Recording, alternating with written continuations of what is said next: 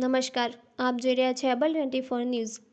વડનગર તાલુકાના સિપોર બ્રહ્માણી નગરમાં બે જૂથો વચ્ચે અથડામણ। વડનગર પોલીસ સ્ટેશનમાં ક્રોસ ફરિયાદોથી ચકચાર।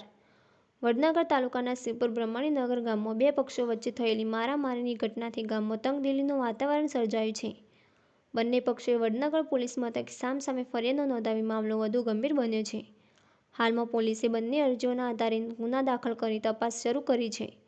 કાંતાબેન મહેન્દ્રસિંહ રામાજીની ફરિયાદ। સિપોર બ્રહ્માણી નગરની રહેવાસી કાંતાબેન મહેન્દ્રસિંહ રામાજી ઠાકોરે રજૂ કરેલી અરજી અનુસાર 15 નવેમ્બર 2025ના રોજ સવારે આશરે 7:30 વાગે જૂના ઝઘડાના વેરઝેરને લઈને સામે પક્ષના લોકો તેમના ઘરે ઘૂસી આવ્યા હતા। કાંતાબેનની ફરિયાદમાં નામિત આરોપીઓ ડાબી રોહિતજી અશોકજી, ડાબી કૌશિકજી રાજુજી, ડાબી નિકુલજી ગોવાજી, ડાબી રાજુજી વરવાજી રહે સિપોર બ્રહ્માણી નગર। ફરિયાદ મુજબ આરોપીઓએ ગાળો બોલી ઘરે બળજબરીથી પ્રવેશ કર્યો, ધોકા વડે તોડફોડ કરી નુકસાન પહોંચાડ્યું। કાંતાબેન તથા તેમની દેરાણી વિષ્ણુબેનને માર મારી તેમજ જાનથી મારી નાખવાની ધમકી આપ્યાનો આક્ષેપ કર્યો છે। સુરેશજી લક્ષ્મણસિંહની પક્ષે નોંધાયેલી પ્રતિ ફરિયાદ।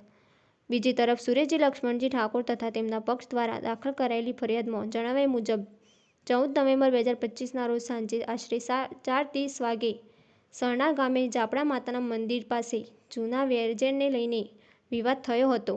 આ ફરિયાદમાં નામિત આરોપીઓ ડાબી કીર્તિસિંહ કુબેરજી ઝાલા દર્શન ઉર્ફે રવિ હેમાજી, ડાબી નિર્મલસિંહ નરેન્દ્રસિંહ, ડાબી મુકેશજી કુબેરજી, ડાબી કિશનજી મહેન્દ્રજી, ડાબી નૈનેશજી રામાજી। ફરિયાદ મુજબ તહો નંબર 1 દ્વારા સાહિદના માથામાં ધાર્યું મારવામાં આવ્યું, જ્યારે સાહિદ નિકુલસિંહને તહો નંબર 2એ લોખંડની પાઇપ વડે હુમલો કરી ફ્રેક્ચર પહોંચાડ્યું। બાદમાં તેમને બળજબરીથી ગાડીમાં બેસાડી મારપીટ કરવામાં આવી તેમજ વાહનની તોડફોડ અને જાનથી મારી નાખવાની ધમકી આપવાનો પણ આક્ષેપ કર્યો છે। પોલીસે બંને પક્ષની ફરિયાદો નોંધાવી તપાસ શરૂ કરી છે। બંને પક્ષોની ફરિયાદોમાં ગંભીર આક્ષેપો થતાં વડનગર પોલીસે સામસામે ગુના દાખલ કરીને તપાસ શરૂ કરી છે। હાલ ગામમાં તંગદિલી ન વકરે તે માટે પોલીસ પેટ્રોલિંગ વધારવામાં આવ્યું છે।